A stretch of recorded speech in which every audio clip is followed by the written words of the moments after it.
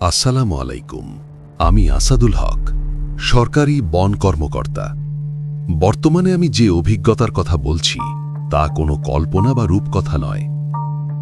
সুন্দরবনের কোল ঘেঁষে সাতক্ষীরার রায়মঙ্গল নদীর তীরে যে গহীন বনাঞ্চল, সেখানেই ঘটেছিল আমার জীবনের সেই হাড় হিম করা ঘটনাটি।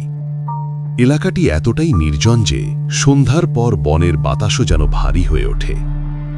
জনবসতি বলতে মাইলের পর মাইল কিছু নেই, শুধু আছে প্রাচীন সুন্দরীর শ্বাসমূল আর গা ছমছমে নিস্তব্ধতা।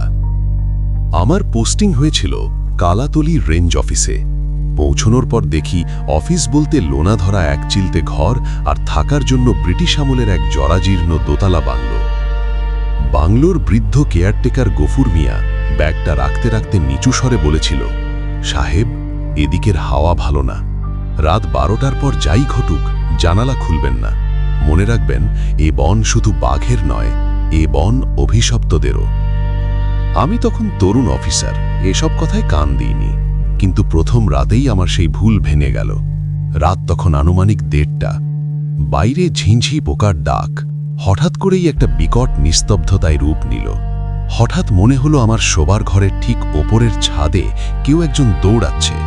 ছাদটা কাঠের হওয়ায় শব্দটা খুব স্পষ্ট, ধপ ধপ ধপ। পরক্ষণেই একটা অদ্ভুত শব্দ শুনলাম, কেউ যেন ধারালো নখ দিয়ে জানালার কাঁচ আঁচড়াচ্ছে। আমি টর্চ নিয়ে জানালার কাছে যেতেই এক বিশ্রী পচা মাংসের গন্ধ আমার নাকে এলো। মনে হলো জানালার ঠিক ওপাশে কেউ দাঁড়িয়ে দীর্ঘশ্বাস ফেলছে। সাহস করে জানালার পর্দা সরাতেই আমার রক্ত হিম হয়ে গেল। কুয়াশায় ঢাকা কাঁচের ওপাশে একজোড়া টকটকে লাল চোখ আমার দিকে তাকিয়ে আছে, কিন্তু সেই চোখের নিচে কোনো মুখ নেই, শুধু দগদগে মাংস আর কষ বেয়ে পড়া কালো লালা। ঘটনার চরম পর্যায়ে পৌঁছল তার 3 দিন পর। সেদিন রেঞ্জের ম্যাপ তৈরির কাজে আমি আর একজন ফরেস্ট গার্ড বনের অনেক ভেতরে ঢুকে পড়েছিলাম। হঠাৎ এক পশলা বৃষ্টি নামল, আর সেই সাথে কুয়াশা এমন ঘন হলো যে 4 হাত দূরের জিনিসও দেখা যাচ্ছে না। আমার সাথে থাকা গার্ডটি হঠাৎ করেই নিখোঁজ হয়ে গেল। আমি তাকে বারবার চিৎকার করে ডাকতে লাগলাম, কিন্তু কোনো উত্তর পেলাম না। হঠাৎ সামনের একটা ঝোপের আড়াল থেকে একটা ঘরে আওয়াজ ভেসে এলো। আমি টর্চের আলো ফেলতেই দেখলাম আমার সেই গার্ডটি মাটিতে পড়ে আছে, আর তার বুকের উপর ঝুঁকে আছে এক দানবীয় আকৃতি। লোকটার পরনে আমার মতোই ফরেস্ট অফিসারের ইউনিফর্ম, কিন্তু তার উচ্চতা প্রায় 7 ফুটের বেশি। সে তার বড় বড় নখ দিয়ে গার্ডের গলা ছিঁড়ে রক্ত খাচ্ছে। আমি ভয়ে পাথর হয়ে গেলাম। সেই দানবীয় অফিসার ধীরে ধীরে মাথা তুলল। তার মুখটা বিভৎসভাবে কাটা, যেন কেউ কুঠার দিয়ে তার চোয়ালটা অর্ধেক আলাদা করে দিয়েছে। সে তার রক্তমাখা হাতটা উঁচিয়ে আমার দিকে তাকাতেই আমি দিক বিদিক জ্ঞান শূন্য হয়ে দৌড়াতে শুরু করলাম। পেছন থেকে সেই ভারী বুটের শব্দ আর পচা মাংসের গন্ধ আমাকে তাড়া করছিল। এক সময় আমি একটা গভীর গর্তে পড়ে গেলাম এবং পাথরে মাথা লেগে আমার জ্ঞান হারিয়ে গেল। পরদিন সকালে যখন আমার জ্ঞান ফিরল, আমি নিজেকে বাংলোর বিছানায় আবিষ্কার করলাম। গফুর মিয়া আমার পাশে বসে তসবিহ পড়ছে। আমি কাঁপতে কাঁপতে তাকে গতরাতের সেই রক্তচোষা অফিসারের কথা বললাম। গফুর মিয়া তখন দেওয়ালের এক কোণ থেকে ধুলোবালি মাখা একটা পুরনো বাধাই করা ছবি বের করল।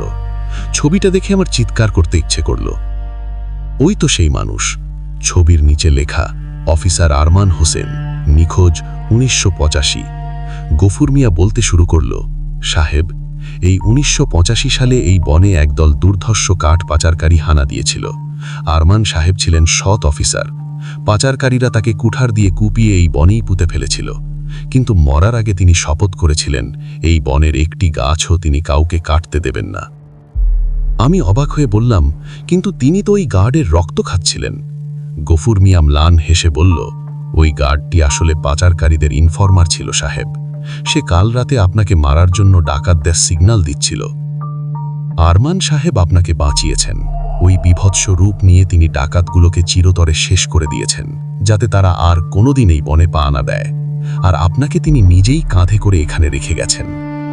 আমি শার্টের পকেটে হাত দিয়ে একটা চিরকুট পেলাম। সেখানে লেখা ছিল, ভয় পেও না অফিসার, সততার সাথে দায়িত্ব পালন করো। আমি থাকতে এই বনের কেউ তোমার ক্ষতি করতে পারবে না।